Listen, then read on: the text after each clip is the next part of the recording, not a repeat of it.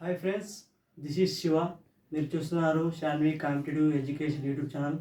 Friends, మన ఛానల్లో group 2, group 3, group 4 అంతేకాకుండా ఆంధ్రప్రదేశ్ తెలంగాణ స్టేట్కి సంబంధించి కానిస్టేబుల్ అయితేనేమి విఆర్ఏ ఎగ్జామ్స్ అన్నిటికీ క్లాసెస్ జరుగుతున్నాయి.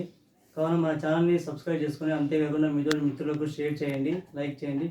ఫ్రెండ్స్, ఈరోజు మనకి ఈ ఎగ్జామ్ సంబంధించి జీవశాస్త్రం గురించి కొన్ని ఏ టాపిక్లు వస్తాయో ఆ ఎగ్జామ్లో ఆ టాపిక్ గురించి చెప్తాను.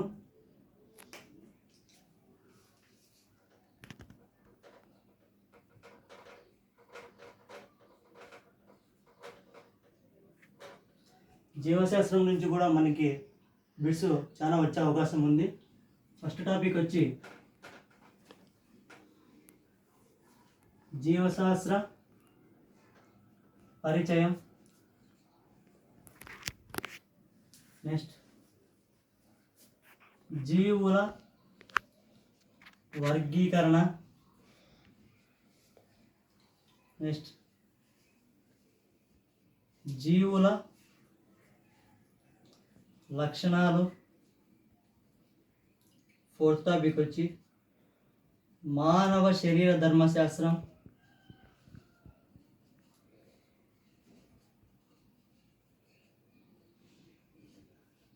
హ్యూమన్ ఫిజికాలజీ.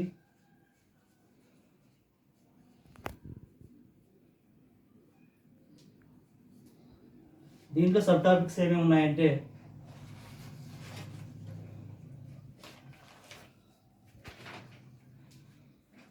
జీవ రసాయనాల పోషణ. నెక్స్ట్ అంతఃస్రావ వ్యవస్థ.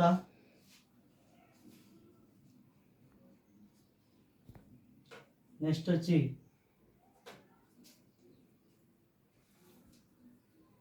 జీర్ణ వ్యవస్థ.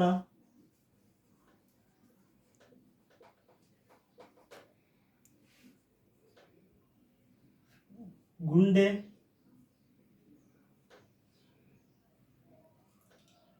శ్వాస వ్యవస్థ.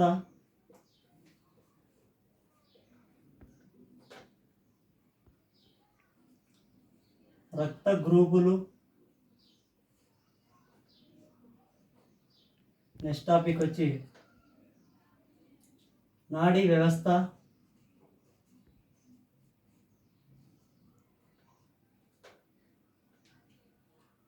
ఈ 7 టాపిక్స్ కూడా మానవ శరీర ధర్మశాస్త్రంలో ఉన్నాయి. నెక్స్ట్ వచ్చి ప్రత్యుత్పత్తి వ్యవస్థ.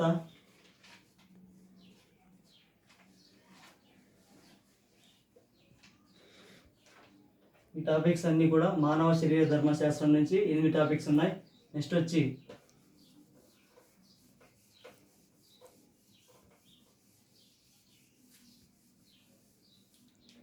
జంతు శాస్త్రం.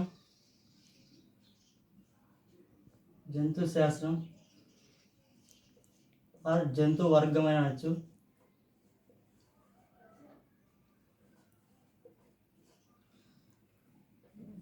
నెక్స్ట్ వచ్చి ఆర్థిక జంతు శాస్త్రం.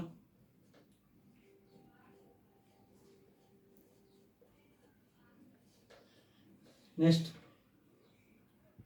వృక్షరాజ్యం.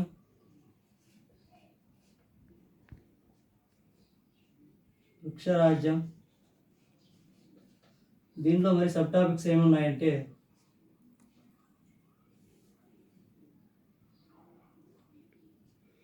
మొక్కల వర్గీకరణ.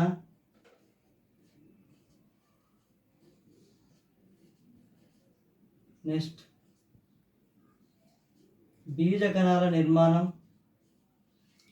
ఔరుత బీజ కణాల నిర్మాణం.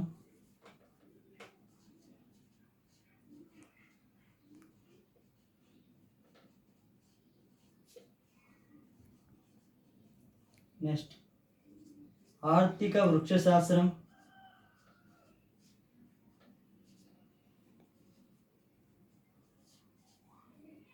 నెక్స్ట్ మొక్కల శాస్త్రీయ నామాలు.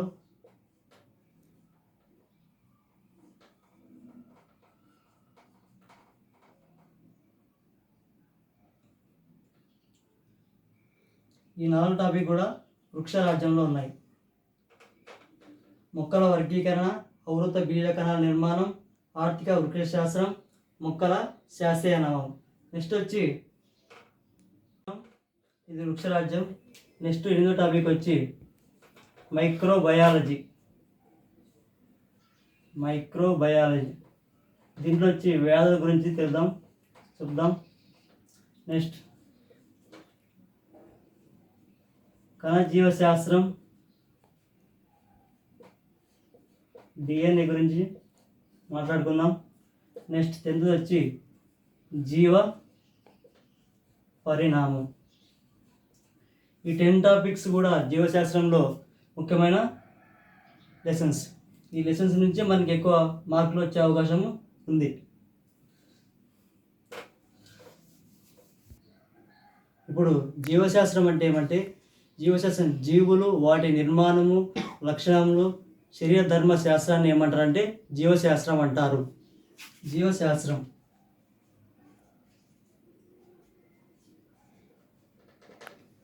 జీవులు,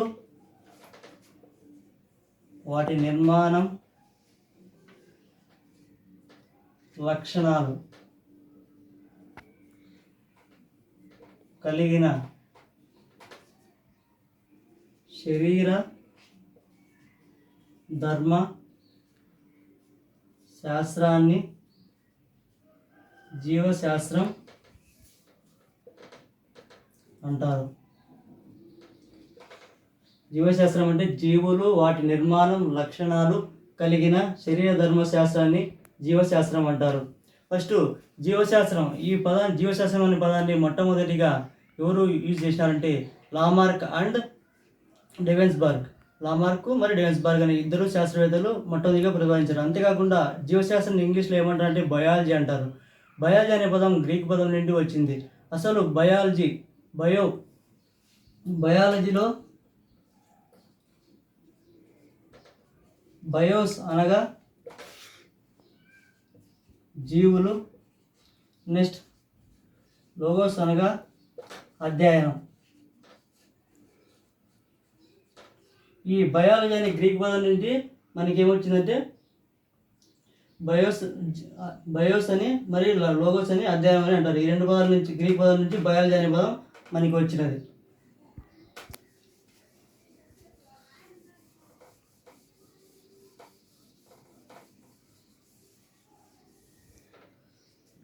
నెక్స్ట్ భూమి మీద ఉన్న ప్రధాన జీవులు ఏ ఉన్నాయి భూమి మీద అంటే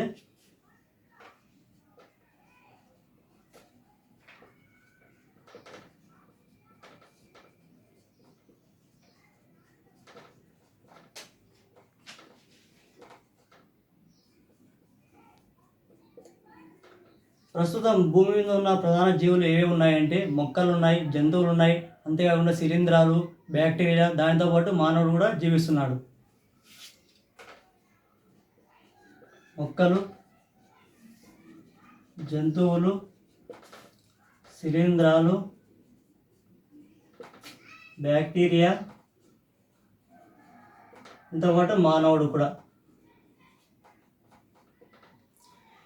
మొక్కలు, జంతువులు, శిలీంధ్రాలు, బ్యాక్టీరియా, మానవుడు, ఇవన్నీ కూడా భూమి మీద జీవించే జీవులు. ఇప్పుడు ఈ జీవులన్నిటికీ కణ వ్యవస్థ ఉంటుంది. కణ వ్యవస్థ అనేది ప్రతి జీవికి ఉంటుంది. కణ వ్యవస్థ ప్రతి జీవికి కణ వ్యవస్థ ఉంటుంది. అంటే కణ వ్యవస్థ అనేది జీవుల నిర్మాణానికి మూలం. ఈ కణ వ్యవస్థ లేని కొన్ని జీవులు ప్రత్యేకించి ఏం చేస్తాయంటే అవి వాటి సహజంగా నిర్మాణం కోసం జీవ లక్షణాలను కలిగి ఉంటాయి. ఓకే, ఇప్పుడు జీవశాస్త్ర జంతుశాస్త్ర పితామహుడు అని ఎవరిని అంటారంటే అరిస్టాటిల్. జీవశాస్త్ర మరియు జంతుశాస్త్ర పితామహుడు అరిస్టాటిల్.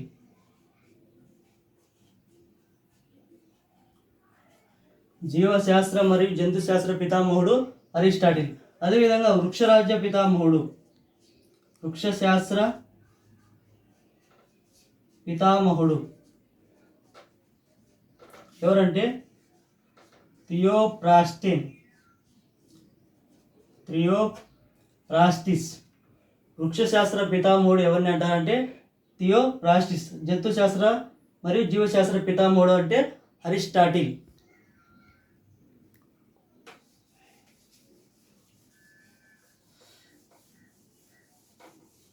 అదేవిధంగా కొన్ని జీవులకి శాస్త్రీయ అధ్యయనాలు చూసినట్లయితే ఇప్పుడు శాస్త్రీయ అధ్యయనాలు అంశం చూసినట్లయితే మొక్కల యొక్క శాస్త్రీయ అధ్యయనం ఏమి? Botany or phytology. మొక్కల యొక్క శాస్త్రీయ అధ్యయనం ఏమిటి? Botany or phytology. అదే జంతువుల యొక్క అధ్యయన శాస్త్రీయము జంతువులు, జువాలజీ. అదేవిధంగా శిలీంధ్రాల యొక్క శాస్త్రీయ అధ్యయనం ఏమంటే మైకాలజీ. అదేవిధంగా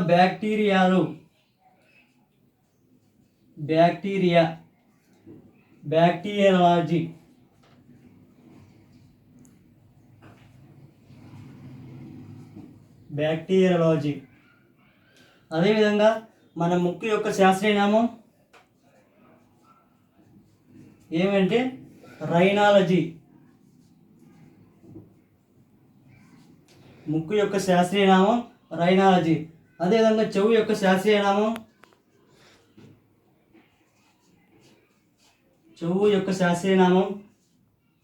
ఒటోనాలజీ. చెవు యొక్క శాస్త్రీయ నామం ఒటోనాలజీ. నెక్స్ట్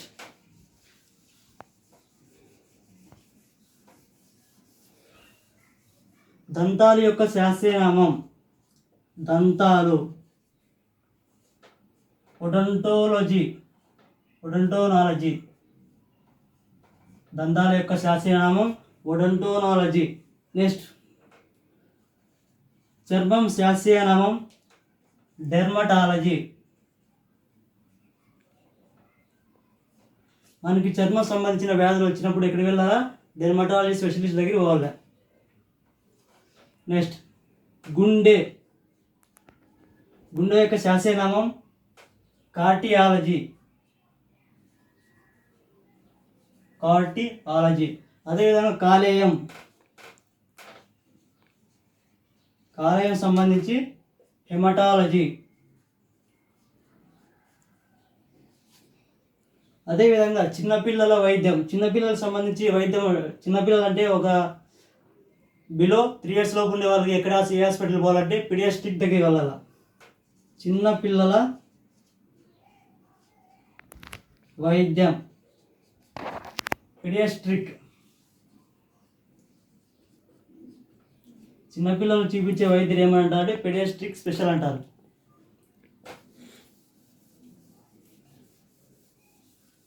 అదేవిధంగా స్త్రీ ప్రత్యుత్పత్తి వ్యవస్థ.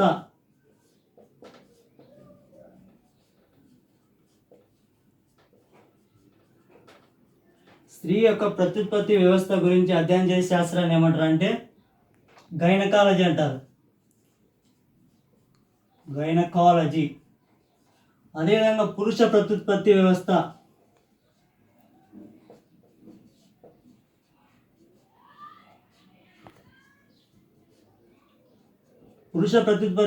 గురించి అధ్యయనాన్ని ఏమంటారు అంటే ఆండ్రాలజీ. అదే పక్షుల యొక్క శాస్త్రీయ అధ్యయనం,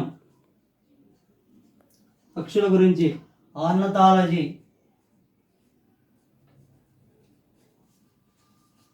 అదేవిధంగా మూత్రపిండాలు శాస్త్రీయ అధ్యయనం ఏమంటారంటే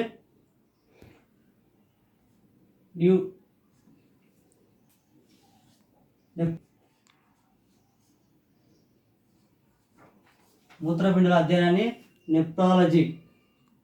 నెక్స్ట్ నేత్రాలు, కంటికి సంబంధించిన ఏదైనా వ్యాధులు సోకినప్పుడు ఎక్కడ పోతామంటే ఆప్థమాలజీ. నేత్రాలకు సంబంధించి ఏదైనా వ్యాధులు వచ్చినప్పుడు మనం ఎవరి దగ్గరికి వెళ్ళాలంటే ఆప్థమాలజీ స్పెషలిస్ట్ దగ్గరికి వెళ్ళాలి. నెక్స్ట్, సముద్రాలు, నదులు, సరస్సులు, వీటి యొక్క శాస్త్రీయ నామం ఎకాలజీ. నెక్స్ట్, మనం తింటామే గుడ్లు, అవి వచ్చి దాని యొక్క శాస్త్రీయ నామం అంటే ఓవోలజీ. ఇవన్నీ శాస్త్రీయ నామాలు ఉన్నాయి. Next,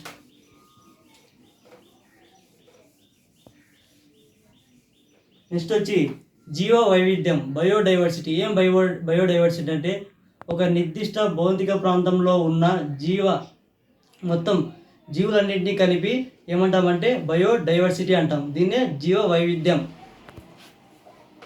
biodiversity.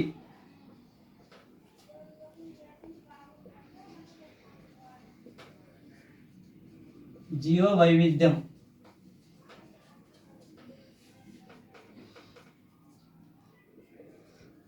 నిర్దిష్ట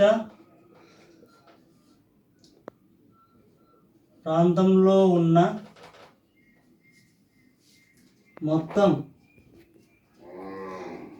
జీవుల సముదాయాన్ని జీవ వైవిధ్యం అంటారు.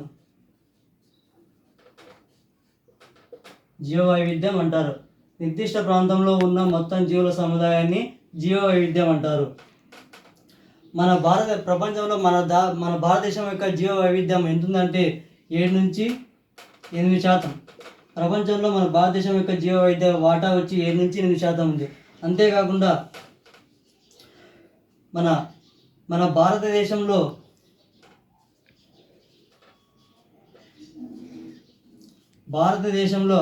అధిక జీవ వైవిధ్య ప్రాంతాలున్న ప్రదేశాలు ఏవేవంటే పశ్చిమ కనుమలు,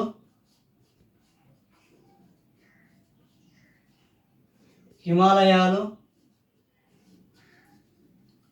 నెక్స్ట్ వచ్చి ఈశాన్య భారతం. ఈ 3 ప్రదేశాలలో జీవ వైవిధ్య ప్రాంతాలుగా గుర్తించడం జరిగింది.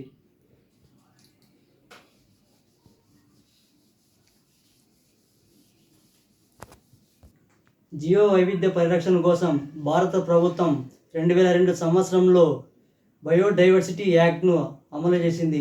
ఈ యాక్ట్ అమలు కోసం చెన్నైలోని నేషనల్ బయోడైవర్సిటీ అథారిటీని ఏర్పాటు చేసింది. ఎప్పుడు ఏర్పాటు చేసిందంటే 2002 సంవత్సరంలో బయోడైవర్సిటీ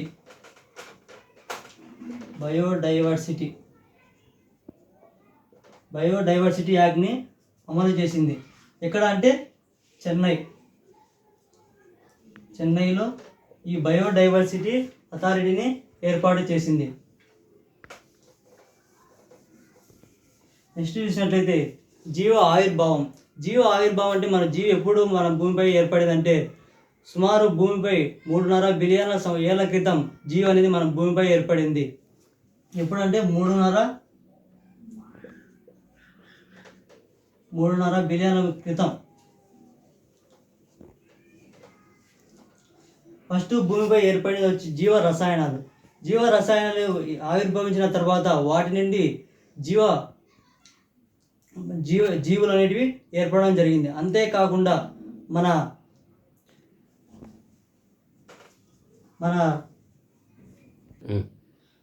అయితే ఈ జీవ రసాయనాలు బయోకెమికల్స్ ద్వారా జీవ పరిమాణం ఏర్పడిందని ఎవరైనా చెప్పినారంటే AI, ఒపారిన్, నెక్స్ట్ JBS హార్డెన్. ఈ శాస్త్రవేత్తలు ఇద్దరు ఏం చెప్పారంటే మన భూమిపైన జీవ రసాయన ద్వారా ఉద్భవించి వాటి నుంచి మన జీవిగా ఏర్పడిందని చెప్పినారు. అంతేకాకుండా భూమిలో ఉన్న గ్రహ శిఖరాల నుంచి జీవి ఉంటాయి కదా, జీవి ద్వారా మన యొక్క జీవులు అనేటివి భూమిపై ఏర్పడినాయని చెప్పినది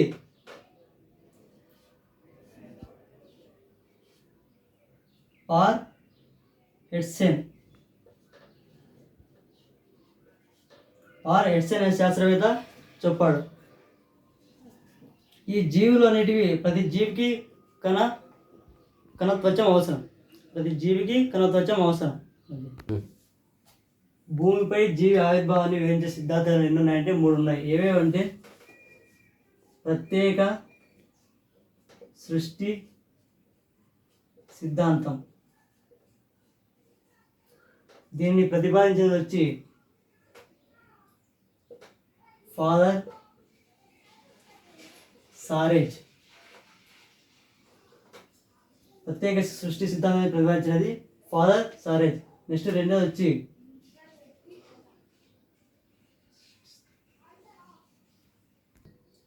ఫస్ట్ ప్రత్యేక సృష్టి సిద్ధాంతం ఎవరు ప్రచురించారంటే ఫాదర్ సారేజ్. నెక్స్ట్ పాన్స్పర్షియా సిద్ధాంతం.